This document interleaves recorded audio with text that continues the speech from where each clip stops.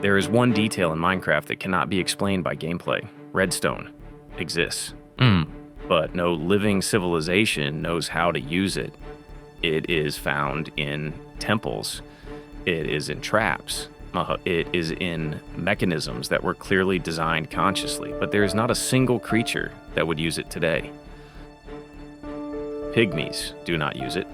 The inhabitants do not understand it. Robbers ignore it. This means only one thing. Those who built it have disappeared. If you think of Minecraft as a game, it's just mechanics. But if you look at it as a world, it becomes obvious. We are dealing not with the beginning of the story, but with its finale. The player does not appear first. He appears after everyone else. Legend 1. The first era, pay attention to the depths of the oceans. There are ruins there, not debris or random structures, full-fledged buildings. They do not look like cities that sank suddenly. They look like cities which were later flooded. This is confirmed by several facts. First, the depth of the ruins. Second, their integrity. Third, the absence of traces of destruction by waves. If we consider this sequentially, it becomes clear that when these structures were built, the ocean level was significantly lower. In its early stages, the world of Minecraft was mainly a cold, sparsely populated surface with a limited number of habitable areas. It was in these conditions that the first intelligent civilization appeared, the Piglins. They settle there, where survival is possible thanks to external resources. Their environment is extreme. This is not a sign of strength. It is a sign of a lack of alternatives. Later, as the planet warms, structures of a different type appear. Desert pyramids, jungle temples, they use redstone, a technology that neither the Piglins nor the inhabitants possess. This suggests the existence of a second civilization, a civilization close to the player's species. It builds, it experiments, it leaves behind mechanisms to the player's species, and it disappears. If the world was really heating up, there is a question that cannot be ignored. What exactly triggered this process? Rising temperatures alone does not destroy civilizations. What destroys them is the speed of change. In the world of Minecraft, there is a structure that constantly emits heat. Portals to the Nether, there are millions of them, and each of them is connected to a space that was once consisted entirely of lava. The temperature of lava is about 1,200 degrees. If we consider this as a system, it becomes clear that the world of Minecraft could not remain stable. This explains the melting of glaciers. This explains the drift of ice biomes. This explains the rise in sea levels. Settlements built on plains are flooded. It is during this period a new civilization emerges. The inhabitants. Their early settlements, trails, are not monumental. They are small. They are primitive, linear. This is not expansion, it's adaptation. Their ruins lie shallow. Some parts are visible on the surface. This indicates their relative youth. Inside these ruins, we find workbenches of professions, the same ones used by the inhabitants today. Neither Piglins nor the civilization of players use these tools. If we look at this logically, it becomes clear.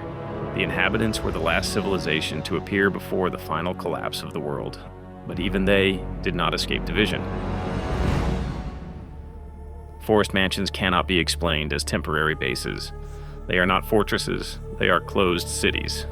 Everything is inside: fields, smithies, libraries, sleeping areas, training rings. Everything is inside. They are designed so that no one needs to go outside. This is fundamental. This is how generations of bandits are replaced. Newborns are raised in an environment of hatred towards peaceful residents. Religion disappears. In its place appears an ideology of superiority. This is what the symbols say. Repetition, the absence of alternative signs. One image, one sun, one system. Historically, such societies always end the same way, but even ideology cannot explain one fact.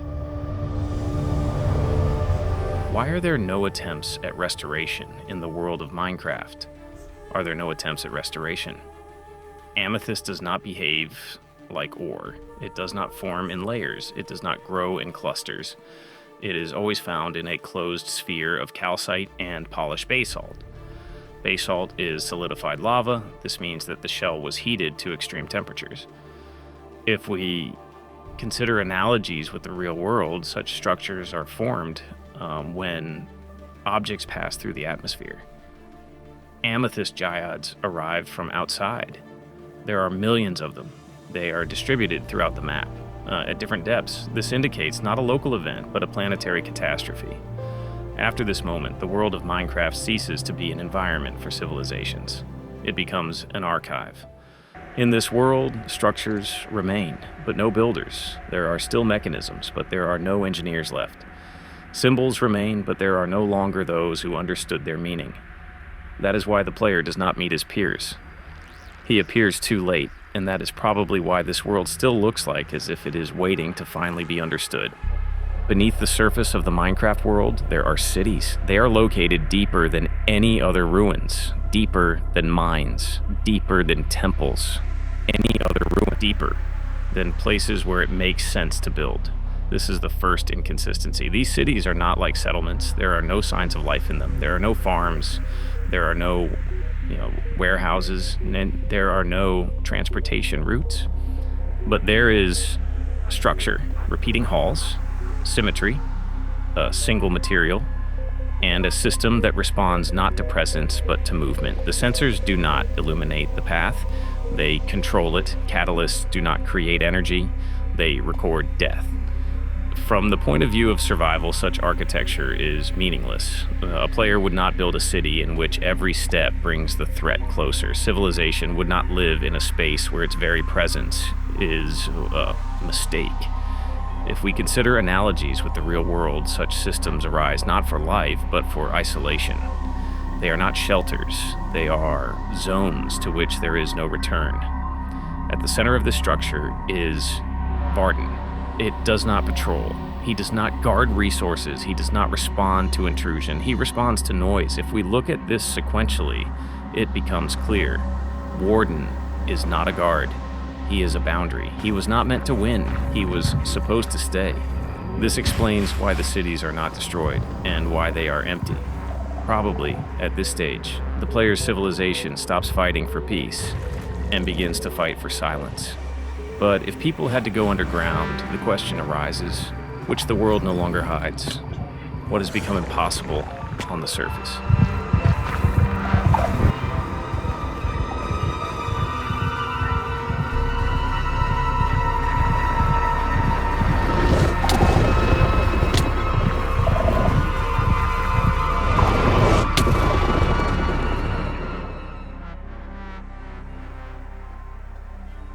The edge is not like a dimension. It does not evolve. It does not change. It does not become overgrown with ruins. It is frozen in time. The islands of the edge are not connected. They are torn apart, and yet they are stable. This is a contradiction. There is no ecosystem in the edge. There are no cycles. There are no signs of recovery. There are only structures and a mechanism. The portal to the edge is the only portal that cannot be activated accidentally. It requires precise configuration, an exact quantity, the exact order. This is not an entrance. It is a solution. Now, if we look at the behavior of Endermen, it becomes clear they do not build, they do not defend their territory. They carry blocks without the goal of shaping the environment. This is not development, it is evacuation. Probably at a late stage part of the player's civilization considered the edge not as a new place to live, but as the last stable point outside the crumbling world. But stability does not equal suitability. At the center of the edge is a dragon. It is bound to the crystals. It is reborn. It does not leave the space. If we consider this logically, the dragon is not a creature. It is a condition. It makes the edge a place where one cannot stay for long and from which one cannot return in the same form. This explains why victory over him does not restore civilization. It only marks the final rupture. After that moment, the world of Minecraft no longer contains transitions forward. What remains is the surface. The inhabitants remain, stuck in repetitive cycles. What remains are bandits stuck in ideology, and a player appears, not as a continuation, not as a legacy, but as the last witness of a world in which all decisions had already been made.